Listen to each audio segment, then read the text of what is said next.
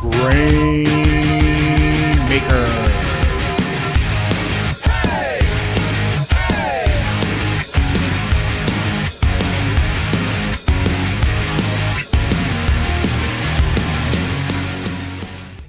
Welcome, everyone, to the Grainmaker Wrestling Podcast, a Prairie Proud wrestling podcast covering everything from Winnipeg to worldwide. My name is Blair Pacheco. I hope you're doing well, having a great day, evening, weekend, whenever it is you might be sitting down and listening to this. Now, this week, I am very excited for my guest. They've been having a bit of a year last year, 2025. Really, they stepped into their own. And they're looking to continue that heading into 2026. So joining me, the very incredible, the very fantastic Nick Shostastyk. Nick, how's it going? It's going fantastic as usual. Thank you very much for having me. Oh, it's my pleasure. Now, I have to ask, because we've seen in 2025, we've seen it continue into the new year. You have really made a name for yourself in LPW. You're sort of the start of like a new wave of talent coming up through there. I mean, yourself, Christian Starr, Jax Wilder, Scotty Ace. How are you feeling about almost like leading this new wave through the ranks there? Well, I mean, I've always wanted to, be at the tip of the spear, as it were. You can look at, my extensive modeling career for great examples of that, but I'm always looking to innovate and do new things. And I think that coming into LPW with a full head of steam and trying to shake things up and bring some new blood into the mix is, if anyone was going to do it, it was going to be me. So I'm very happy to be, like I said, the tip of that spear. And I really do think that, it's well observed. Yeah, we got a new generation coming through right now, and it's exciting. It's good to have, brand new talent coming into the mix in Edmonton and in Alberta in the wider sense. And it's always good to be a part of something that feels, energetic like that. Yeah, and I think it's one of those things where it keeps things fresh. The fans, it allows them to see like, hey, okay, there's new guys coming up, new people to get behind, keeps the stories interesting. And also it kind of keeps, the people who've been there for a few years already, the older guard, it keeps them on their toes, knowing that there's always somebody kind of like nipping at their toes just a little bit. Oh yeah. I mean, I think that the opportunity to get in there and mix things up and bring a little bit of new approach to the table, a new set of moves to the table. I think when you're out there, facing off against the same opponents over and over, you start, really thinking about, how am I going to counter that? I'm not going to fall for that again, etc. You bring somebody new into the mix, they come in with a whole new head of steam, and you got to really be on your toes. You can't fall into routine taking on new opponents like that. So, and for me, of course, everybody's a new opponent for the most part. I'm now starting to get into a position where, I'm seeing some people for the second time, and that's, that's an interesting learning experience for me to come back and say, okay, well, what can I do differently? What do I need to watch out for? It's wonderful. I think LPW is really seeing, a lot of new momentum as the last, 2025, 26 is a good moment. Well, we're recording this before the upcoming weekend where, LPW runs the last Thursday and Fridays of every month. I mean, you got a busy weekend ahead of you with, Reed Matthews the Thursday, yeah, Scotty Ace on the Friday. How do you mentally prepare for that, knowing what's ahead? Well, it's a little bit of one day at a time. My match with Scotty actually got announced a little bit earlier. So, I've had a little more time to think about that, how I'm going to, approach that. Also, Scotty's been really blowing up in the last, year as well. Like he's got a lot more experience under his belt. He's trying out new stuff, and his intensity is, really on the rise. So that's actually, I'm not going to say concerned, but I'm certainly, excited to get in the ring with Scotty and see what we can do. And then of course, Reed Matthews, on the Thursday, I mean, that's what I'm looking for right now, because that's my next match. So, and that's a bit of a revisiting of my first match. Actually, we did a 4-on-4 elimination, and Reed ended up eliminating me in the final 1-on-1. And, you know, I learned a lot in that moment, and he is not to be underestimated. Reed Matthews is an extremely talented and extremely, at times, vicious opponent. So, yeah, it's going to be a rough weekend. You know, I'm all healed up. I'm feeling good, you know, hitting the hot tub, you know, taking my vitamins, doing all that good stuff. But it's going to be a couple of days in the grinder for me for sure. Now, I always like to find out, because we all kind of get into wrestling at different points. What was your sort of first introduction to professional wrestling? So, yeah, when I was growing up, I had a good buddy who had cable TV, which I did not have growing up. And we had ECW once a week. We were watching ECW in about 97, maybe. Okay. So I would have been in maybe junior high at the time. And yeah, I mean, like Rob Van Dam, Sabu, Taz, you know, like it was those moments were happening live at that moment in time. And that was really my main exposure. And then honestly, like the being a Nintendo player, getting into the video games and that, and, you know, getting some exposure to like, well, who the hell is Roddy Piper and that kind of stuff. Because I didn't have context for sort of the, you know, 80s and early 90s in wrestling, but a lot of that would show up in the video game side of things. So you get some exposure through that. And you know, I kind of had parked that away in my past at some point. And then, you know, when I more recently started training and everything, it's like, it's nice to know what a magistral cradle is, because you played the games, right? Yeah. So it's funny what sticks with you and what you take away. And then of course, you know, more recently, it's been like a sort of, now that I'm looking for examples of like, okay, well, how has this been done in the past, and, you know, what's been tried and what's tried and true. You know, going back and watching, like, you know, Terry Funk and stuff like that, like now as a fan, and being like, whoa, like, okay, there's some cool stuff going on that I really had never had a good reason to go after as a fan, because my fandom basically withered out by the time I was in about high school. So yeah. I always found it interesting, because I know for myself, like, you know, the first time I watched ECW, I was in high school. I think I got a copy of Living Dangerously 99. That was the first sort of thing I ever saw, besides like clips on Real Player. That's way back when. And to actually have a cassette tape and watch it almost felt like the Holy Grail, like something very special. Yeah. So like for you to say now that, like, hey, you've been able to go back and watch Terry Funk and watch these older wrestlers, and it's a different sort of experience.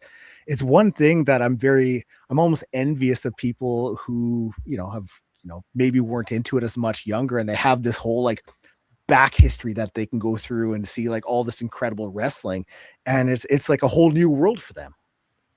Yeah, absolutely. And I think that I think, you know, as much as you know, getting in the ring is like a completely different, you know, experience. We're all fans at the end of the day, right? So it's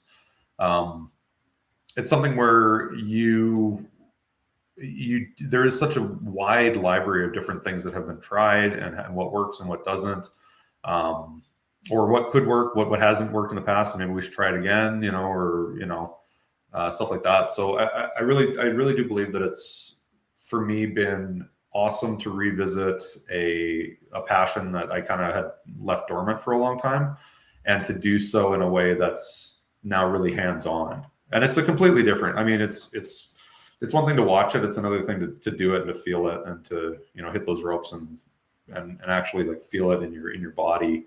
But there is so much crossover, you know, like you need to, in your mind's eye, you need to see something, an opportunity, you know, in a match where it's like, oh, I can do this, you know, because I saw this other guy do it and it worked like that. You know, it's a very, you know, it's a long history. I always compare pro wrestling to jazz music. You know, they sort of emerged around the same period of time, like, you know, like kind of 1905 kind of thing, 1910, let's say. You know, they were both kind of taken off, and, you know, it's very creative. It's very, you know, improvisational. It's very presentational. And, you know, it's a North American art form, pretty uniquely. I mean, it's become much more international, but in its inception, it was a very, closely tied with jazz music. And I think that that's something that the commercial, the way that pro wrestling's been commercialized over the years, I think is a little bit, for a lot of people in the mainstream, it takes them away from that like understanding of what that history is and what that lineage is. But it's actually like apples to apples to like jazz music. It's like, well, somebody tried this, it sounded pretty good. Let's try it like this. Let's build on that. Let's try that. That's a throwback to that, Yeah. So, going back and watching, Dutch Mantel or something like that is like, yeah, for me, that's educating myself in the same way that a musician would educate themselves. And very similar to professional wrestling. I mean, you get different sort of, kind of styles of jazz as well. So it's not just one way to do it. Just like professional wrestling, you can have, your lucha style, you can have your death match, and the exact same thing for, jazz music. You can have your big band orchestral jazz, you can have other things too. So it's like, it's the similarities, run very deep between the two. So that is a fantastic comparison. Yeah, and I think it's just the history, the long history, I think is really lost on people. It always, especially now that I'm in it, and I'm, people ask, "Oh, what do you do?" "Oh, I'm a pro wrestler." You get to talking about it, and you just meet people out in the wild, and the degree that it isn't in the mainstream. I think when you talk to a lot of fans and a lot of wrestlers and people that are in the mix, it's taken for granted that we all love this thing. But when you get out into the wide world, you start talking to people. It's like, I don't even know what that is. People are like, is it MMA? Is it this? Is it that? And so for me, it's like nothing but an open opportunity to invite people in and be like, hey, this is really cool. There's something for everybody. And there's something for everybody as a fan. And I also am a firm believer that anyone can do this. I think that it's, I was a late bloomer. I started training when I was 36. And, I looked at it initially as being a simply impossible thing to succeed at and to have, build momentum at my age and with my level of athleticism at the time. And, that goal and that drive to be like, well, this is just like shooting the moon. Like I can't do this, but yeah, you can, and that for me, this is the opportunities, for example, to have, these matches coming up later in the week here. And any match really is just proof positive that, yeah, anyone can do this. And also like, we can talk a bit more about like the training and everything. Yeah, for sure. But just seeing people come through the school and seeing that everyone has such a unique set of skills, and everyone also has a really unique set of like, challenges, right? But there has been not a single student that walked through there that I didn't look at and be like, wow, like you do that really well right out of the gate. Like that you're a natural at this or that or the other. Like, so I'm a firm believer that anyone can do this. Well, you mentioned, getting into it a little late. What was it that kind of spurred you to, take that leap and decide to try out for professional wrestling? It was a combination of factors. I had gone through, sort of some pretty, deep-seated disillusionment with particularly my career, but just life in general. Things weren't going so hot for me. And I was in a receptive mood to something new, right? Let's try something new. And especially during the pandemic, I was looking into like kickboxing, like Muay Thai. Yeah. But with a face like this, that's not for me. I don't need to put that on the line. There's too many closed fists, so the idea of getting more athletic and everything got, started to kind of get into my head. And I really needed to, make some changes, go to the gym, that kind of stuff. And I started doing that. And I felt really good about the progress I was making. And I guess the specific reason that going to the gym I found really rewarding at the time was that you have to do it. No one can. It's one of the very few things in this life that can't be gifted to you. You can't inherit it. You can't kind of be given it on a silver platter. If you want to deadlift more weight, you have to put more weight on. You have to show up and do it. There's no other way. so I found that very rewarding. And as that started to take off, then there was sort of a combination of life circumstances that started to sort of, people talk about a calling, but like almost literally there was like people calling to me and telling me to do this because, like I was at a baseball game and I had my hair down and everything. And I was walking around and I had sunglasses on because it was sunny or whatever. And somebody's like, "Hey, yo, macho man, hey, what's going on, bud?" You know, like, just because of the way that I was presenting myself out in the wild. And that happened enough times, you know, like I got stopped on the street one time and they're like, "Oh, look at this guy. He's probably a pro wrestler." And this was a little later, but I was like, "Yeah, actually I am." Mm-hmm. Right. So just the way I was presenting myself, the way people were reacting to me, I was like, well, they see something that maybe I don't see. And then I had the really good fortune of for a while there dating someone who was a big fan, and she was able to, you know, introduce me to some of the guys, introduce me to Michael Richard Blaze, and get the ball rolling with like, hey, you know, you actually could do this if you wanted to. Because I don't know, maybe 24 months ago, two years ago, I don't think I even knew. I certainly hadn't been to, well, maybe I'm getting the timeline wrong. At the time, prior to training, I hadn't been to an LPW show. Mm-hmm. I didn't know about LPW. I didn't know about the school. I didn't know much about the local scene.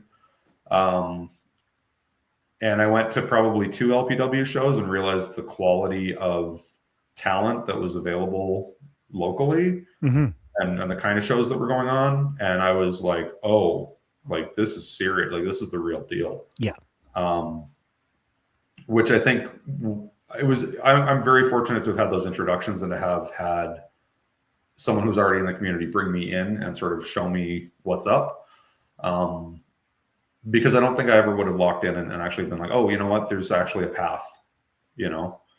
I think that's the biggest hurdle for people that I talk to. Like I talk to people more and more now who have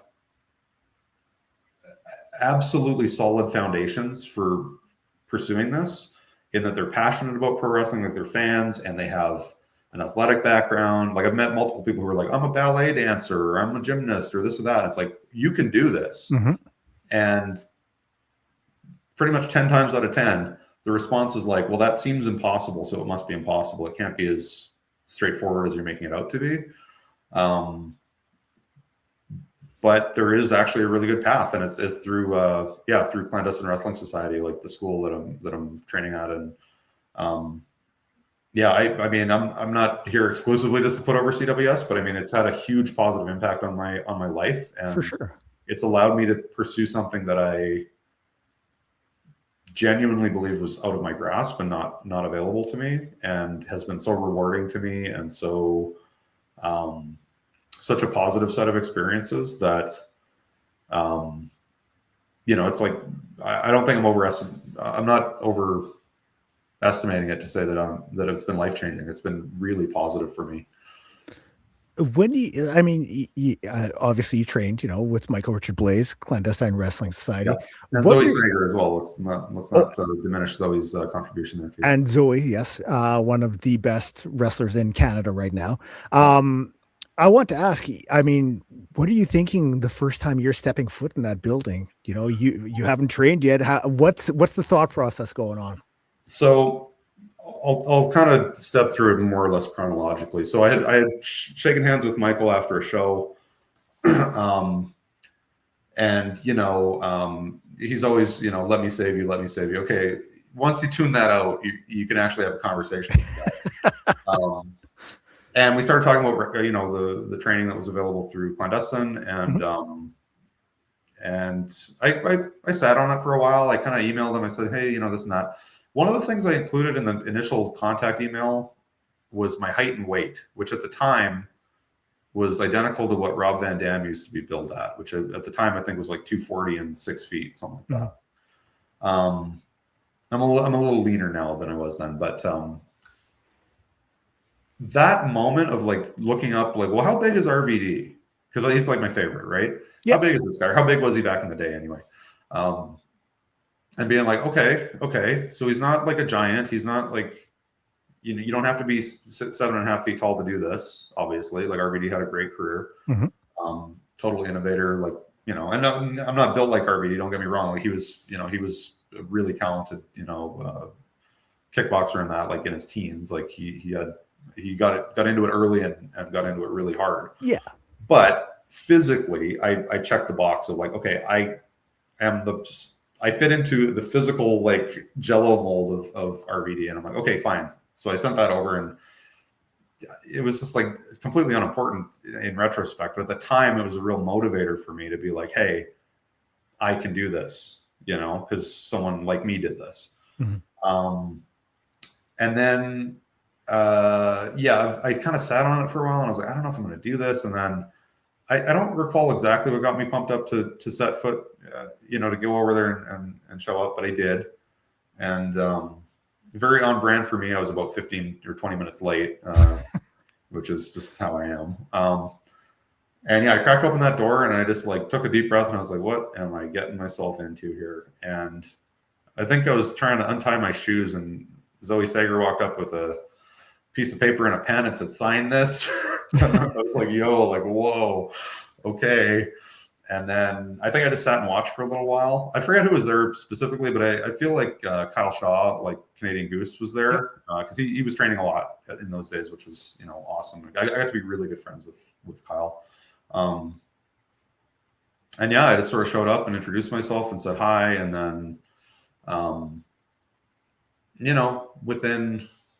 within that first session, I would have been probably taking my first bumps and hitting the ropes and stuff like that. And it did not come naturally. A lot of things for me have come naturally. Like obviously, like modeling is just like it's a no-brainer. Like I'm going to be the best that there ever was. Mm-hmm. But you walk in there and it's like, this is new. Like I don't know a wrist lock from a wristwatch, so you got to show me, right? And then I just kept showing up, and that's kind of how it went. And if you just keep showing up,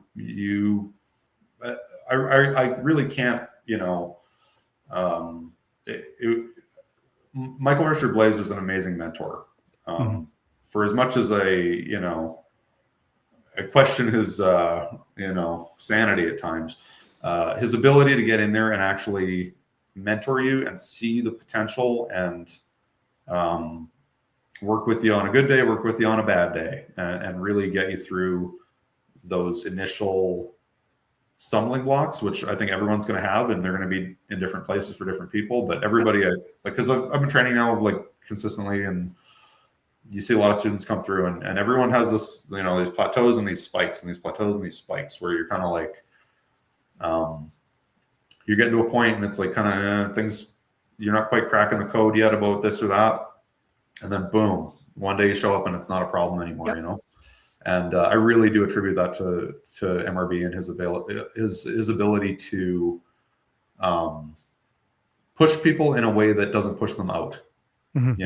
Like he could see something in me, and he knew how to get it out of me. It wasn't, I didn't know how to get it out of me, and then it just basically progressed like that. And it was a really good community, really welcoming community, and then ultimately, I had some injuries early on. I had to kind of, deal with, but you come back and you keep going. And then one day it kind of clicked for me because, Michael just kept pushing me like, hey, I want to put you on the show. I want to put you on the show. And I kept saying like, I don't think I'm there yet. I'm not quite feeling ready for that. Yeah. And, one day I kind of woke up and it clicked for me that like, well, if he's been doing this for a long time, I think I don't want to, misquote it, but I think it's 23 or 24 years at this point. Like he's been at it for a long time, and he's been at it at a very high level. And if he can see something in me that I can't see in myself, I should just trust him, And the moment that I did that, it went great. Like it was just like, on shows, getting in there, doing my thing. So, sometimes it can be. I think that availability of mentorship. I think that anyone can succeed, but it's night and day what a good, talented mentor, talented teacher can do to someone and build their confidence towards meeting their goals and living a dream. Mm-hmm. It really, it's a testament to the work that the trainers put in, with your Michael Richard Blaze is in Alberta. You're, Nicole Matthews out in BC, Yeah. here in Manitoba. Your AJ Sanchez, your Kevin Cannons, these guys who have, like, they've left it all in the ring and continue to do so, and they're helping shape this next generation of wrestlers, and instilling all the things that they've learned. And it's, the proof is out there when you see these waves of wrestlers continuing to come up through BC, Alberta, Manitoba. Like, as a fan, it's great to see, because like you always want to see it, and like it's no different, being able to see yourself being able to work through everything, get the training, and then bam, you're on those shows. You're there on a weekly thing. So as a fan of wrestling, and even someone who does, podcasting and all that, like I love to see it. Yep. Yeah. And I mean, it is such a, it's a rising tide, it's like everyone gets to challenge one another to kind of level up. And I'm now at a point where, I'm feeling more confident about like helping others kind of level up and because you see something in a new student who's like, oh, I'm struggling with this. And it's like, don't worry, bud. Everybody struggles with that. Mm-hmm. You'll get it. Like, don't get thrown off by like the challenge. It's challenging. It's really hard. But one day it's not so hard. And then it's like, okay, well now I'm, doing it. Well, because even you, who's, someone who's only a few years out of, you still going to the training. So like, but like from when you first started, it's different hearing it from, yourself, as opposed to someone who's, maybe done it for 15 years, because like you're so fresh. So you're like a not living, breathing, but like you're a good example, because it's like, you're right there. You're still doing it. That like, yeah. Don't worry, you will get it. Just keep working through it. Well, and the thing is I think, my in-ring career is, I think, just cracking 1 year at this point. Mm-hmm. And you're working with people who are in for 5, 8, 10, 20 years. And I think that, with wrestling, you got to be a lifelong learner. You're always learning. Mm-hmm.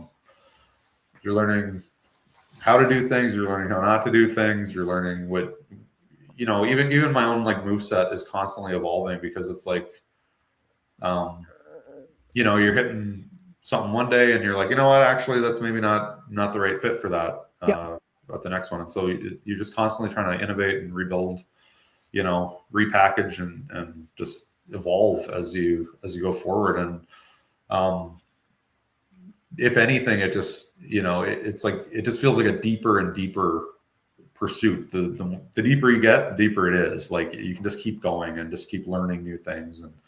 And it would be a disservice to myself to just say, well, I know the basics, I'm good to go. It's like, we're not there yet. We got a long way to go. And for me, again, starting at a kind of a later stage in life, the injuries don't heal up as quick as maybe they would 10 years ago or something like that. So there is going to be a ticking clock on the career, and I knew that going into it, and it is what it is. But in the meantime, you try to make the most of it and try to just dig in as best you can, and have a great time, and well, when MRB comes up to you, says, hey, you're ready, I want to put you onto a show. Yeah. How are you feeling? Because that like it's only a matter of time, you can see that, see the end zone in sight, so like you're going to be on this show. How are you feeling? And, let's talk a little bit about that first match. Yeah. Pure terror. It was definitely like the main vein of the whole thing, but, excitement and, again, that degree of trust in my, my partners. It was, in a 4-on-4 elimination, mm-hmm. trusting that I'm going to be, I'm going to make it through. I'm going to be okay. This is my first match. It ain't going to be my last. You got to tell yourself things like that, because it's like, you're getting in the ring with some serious competition, and you're doing things that the human body was not designed to do. Truly, I mean, that's really what we do, and you feel it. So, yeah, terror, but also trusting the process and trusting the training. That's really what it comes down to. Is and again, like I said earlier, I had to stop waiting for me to trust myself. That I had to get to the point where I understood that was irrelevant. That's not what it's about. Because Michael saw something in me that I couldn't see in the mirror. So he told me, "You're ready," and I said, "Okay." And that's the only thing that got me there. Because it's like anything, you're never ready. Like I used to play, music and stuff like that. And, you could, play a song or whatever. You can't practice. You can do as many reps as you want. You're never ready to do the show. You have to be not ready, and you have to do it anyways. So I think that's, again, just one of those things that Michael was able to draw out of me that was, it goes way beyond experience or training or any of that. It's just like he has a way of understanding people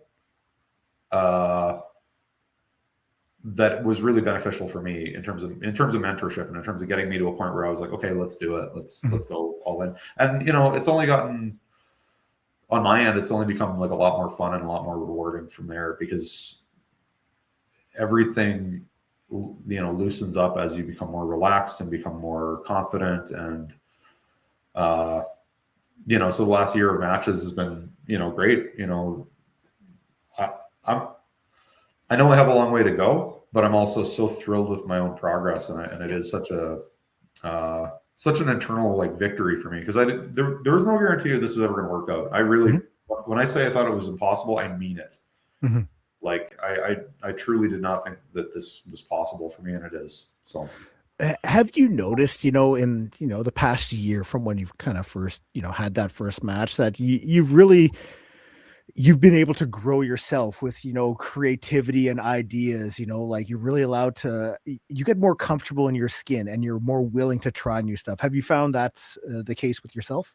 Definitely. And,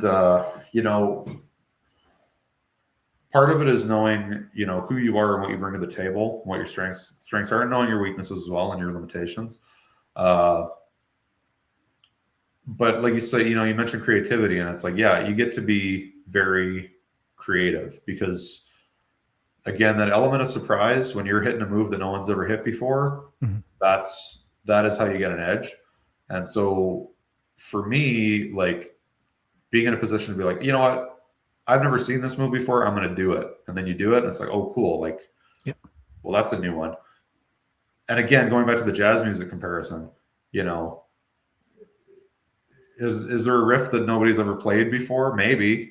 Let's find out. Like, we've only been doing this for, 120 years or whatever it is, but there's still new music being made every day. And with wrestling, it's the same, I really do believe that, and that's the most rewarding part for me, really, is to come up and say, you know what, is there a new way to present myself with, to an audience, and say like, hey, I'm here, look at me. And is there a new thing that I can do in the ring that is my own and unique to me and fits with what I'm, working with?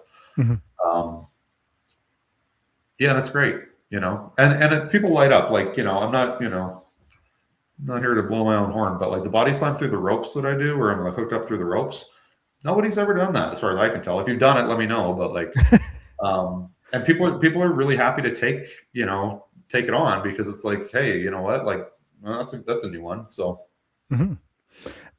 yeah. Well, I know before we start recording, we kind of talked about, this past weekend, and you had, made your way out to Saskatchewan wrestling for PPW out there. Was that your first time making the trip out there? Yeah, it was. I mean, I'd been in Saskatoon before, but not for a show. And yeah, it was a really good experience. I'm really trying to branch out this year. I really stuck with LPW in the first year of matches, partially because there's only so much schedule that I can like allow for wrestling. But yeah, the opportunity to branch out and go and try something new, and especially in front of a new crowd, like that response out there was awesome. Like it was really cool to walk out there as the new guy and just get a big, nice pop, boom. And Jax Wilder too. Like, we came out there as a tag team and, we did our thing and the response from the crowd and the energy that comes out of that crowd, it gives you energy to give it back. Right. And that was amazing. Yeah, it was great. Long drive, but other than that, it was a really good experience. Yeah, I know, like I as I had mentioned, like I've seen clips, the crowds look absolutely incredible there. It seems like an absolute blast. And that's what you want when you go to a wrestling show. You don't want to see, people, sitting on their hands, not making noise. You want them to be invested. You want to be able to garner a reaction, because that's going to allow you to fully do what you're able to do out there. Yeah. And I mean, I think for the fans, it's one of the few opportunities you get in your week to go and yell at somebody and scream and popcorn in somebody's face or whatever. It's they're as much a part of the show as we are, honestly. I'm not saying that just like as a just a throwaway. Like when you're out there and you're getting your ass handed to you a little bit and you pop out and someone looks you in the eye and says you suck or whatever, it's like, okay, well, I guess I better get back in that ring. It goes a long way. It gives you some energy, and you know that you're doing it for someone that appreciates it. I mean, so for yourself, you mentioned wanting to, get out there a little bit more for 2026. Yeah. So what does that look to Nick Shostastyk? How do you go about doing this and getting, the name out there, getting yourself out there in front of these new crowds? Well, I think to a degree it's one, keep on top of the training. That never stops. Absolutely crucial, because I know I got a lot to learn, and especially as I get into more like tag matches and more like types of matches, it does change everything, and getting that training really does help to like lock it in. I did a fair bit of singles over the last year, and it puts you in a certain headspace, but you really do need to approach it differently when you're in a different match type with different stipulations. Social media is a huge thing. Getting out there, finding fans, connecting with the fans. It's huge. And then just sort of, navigating like, what's available, what am I available for, trying to schedule out, what can we do? So yeah, it's just really about branching out and getting, some exposure, and then not squandering the opportunity to connect with the fans that you do find. That was one of the things I really liked about working on Saskatchewan, is like, boom, boom, handshake, boom, boom, boom. Like everybody wanted to have an interaction with me. And that was, you don't get the guy at the back who's just sitting there leaning back. Right. Yeah. So yeah, it's just, and that's ultimately all it is. Just connect with fans, just widen the net and try to bring more people into the fold. And, am I going to be everybody's favorite wrestler? Probably not. But a few of them, like a few people pop up and they say like, yo, you're doing it. You're doing what I want to see. Yeah. And at the end of the day, like as a fan or as a wrestler, that's what we're here for. We're here to witness or have other people witness the wrestler that they've never seen before, and the one that they want to see. Yeah, it's one of those things where like social media is such a valuable tool that like all it takes is, one clip, one move to go viral, and then, you're set.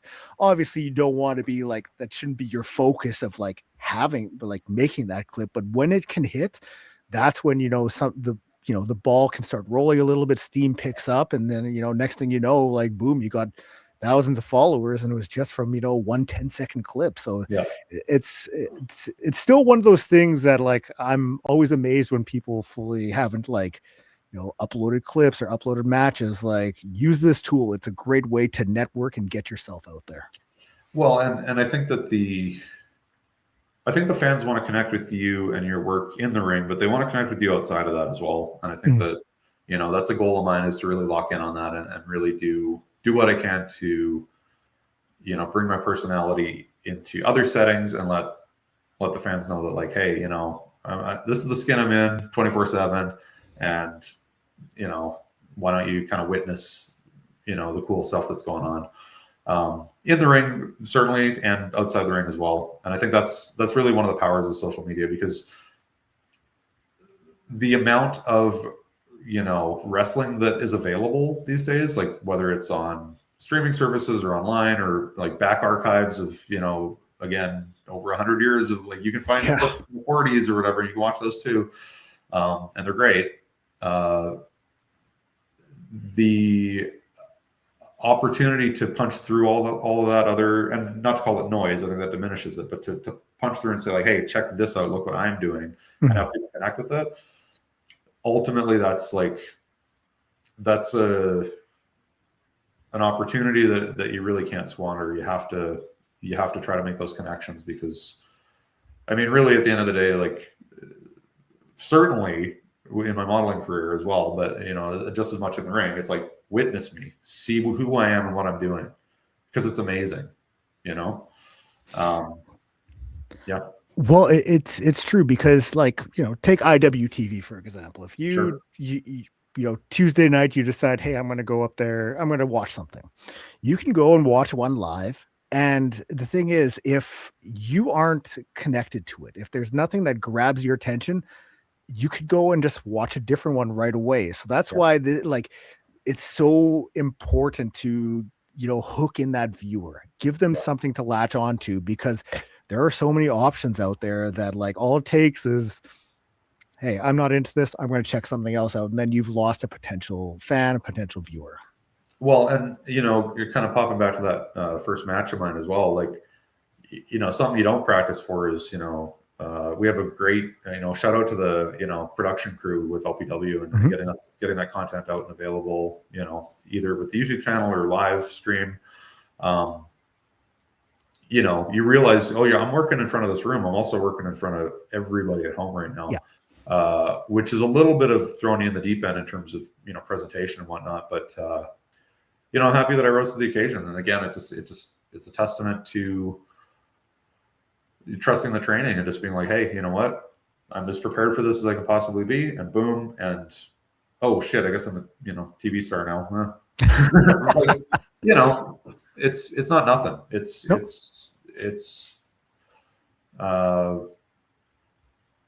available, and it's available, forever. So you want to do your best, and you want to, you don't want to squander that opportunity. Again, it's just another opportunity to connect with fans, give them a good time. People who watch wrestling, they want to see, competitive matches that are, exciting. They want to be entertained. Oh yeah. Yeah. And so, being able to deliver that, right out of the gate is, it's an amazing opportunity. And I think that, the ability for people to go back and watch my matches, maybe right now doesn't seem like so monumental, but 5 years from now, it'll be cool to watch the growth that I've had, in my career, and say, like, oh, this is where I started, this is where I'm at now. And that's, like, for me, I want that line to go up. I don't want it to just be a flat line. I want to keep improving and keep going for it and keep trying my best. So, well, I mean, even though you're only, about a year into this, are there any matches that really stand out to you that you're proud of up to this point? Oh, pride. Well, let's see. As they say, pride comes before the fall. I don't know if I'm proud of it, but White Shirt William Taylor, ambushed me with a chair and, beat the living crap out of me at one of the Clandestine Wrestling Society shows. And I did manage to get the win over him, and he did have to tell me that he respects me, which was well earned, given the amount of disrespect he put me through up to that point. I definitely think that was a moment of triumph, which unfortunately was very quickly snuffed out by a sneaky clothesline by William Taylor. But them's the breaks. That's how it goes. This is not easy work to do, and those are. That's just how it goes sometimes. But yeah, that was a proud moment for me, even if it was fleeting. And then of course my victory over Rose for the Scramble Championship was well earned and completely within my wheelhouse to go and take that belt and wear it proudly. I would also say we did do the some shows for the Purple City Music Festival, and that was a lot of fun. There was a lot of kids in that audience who were having a great time. It's probably the first time they ever saw wrestling. Same with the parents, honestly, live wrestling, to have it just out on the street in the wild like that. I think people really appreciated seeing what we could do. I had a good match with Zoe Sager. I really put her through her paces and made her work for it. And that's about as good as I can do. I mean, you think about the level that Zoe's at, the level of experience, and giving her a run for her money in front of a big crowd like that was a pretty cool moment for me. Every match has its own moments and highlights and whatnot, but I definitely think that the best is definitely yet to come. Now, I always ask everybody for a match recommendation. So this is one you are just personally a fan of, and it could be any promotions, any wrestlers. One you're a fan of, you think the listener should go and check out. Oh, I mean, it's got to be like Rob Van Dam and Jerry Lynn. Pick your poison. Those guys did awesome stuff, especially at the time. I don't think those are necessarily like household names outside of the wrestling fans or whatever. But you go and watch some of their work from the late '90s, and you can see the influence that's had going forward. You can see the kind of intensity and the kind of spots and what they were putting together that was totally unique about, especially at that time, which was totally unique about their creative styles. And like I say, it's just what I liked and what I was exposed to growing up. But like those moments in ECW, I think were really, for me, like set in stone as like kind of the pinnacle of like the kind of wrestling that I like. I think that it's gotten maybe a little bit more high flying over the years. It's gotten maybe a little bit more, hard hitting. In Japan, for example, there's different styles, and like you were saying earlier, there's different styles. There's different ways of putting the notes together, as it were. I really do think that those Rob Van Dam, Jerry Lynn matches combined, really innovative and creative, move sets and movement with just brutality, like just competitive brutality that I don't know. It's hard to top. I really, you asked for a favorite. Those are my favorites. Like that whole series, because they had quite a few really good ones, and they're all worth watching. Definitely. Now, upcoming shows or social media, anything you would like to plug here is an opportunity. Well, I mean, we covered it earlier, but Thursday and Friday this week, which I guess is going to be the 26th and 27th of February. Yes. I got Reed Matthews on the Thursday, and then I got Lone Star Scotty Ace on the Friday, and I'm going to get in there and give them the old ooh la la. So definitely worth checking out if you're in the Edmonton area. And social media, where can people find you up on? So Instagram at Nick Shostastyk, just it's spelled up on the screen there, is probably the best place to catch me. And follow, and also on the YouTube channel, Love Pro Wrestling has a lot of my matches up on the YouTube channel. I got my own little playlist, so you can watch my stuff. Oh yeah. And feel free to reach out. I'm always looking to collaborate, like collaborating with like designers for merch and stuff like that. So if something comes to mind and you want to connect about whatever, you just go right ahead, because I love connecting with either fans or people who want to put something together. So perfect. Awesome. Nick, thank you so much for joining me. I really appreciate it. Thank you. I appreciate the opportunity. Thank you to Nick, and thank you for checking out the podcast. I say it every time. I always say it. I appreciate you taking time out of your day to listen to me talk wrestling. If it's your first time listening, you can find me up on all social media at Grainmaker Wrestling Podcast, up on all podcast streaming platforms, and every Saturday up on the Love Wrestling YouTube page. You can find me doing For Exposure with my good friend Pluggo. We take a look at the world of independent wrestling. Thanks so much for checking out the podcast. We'll talk soon. Awesome. Grainmaker.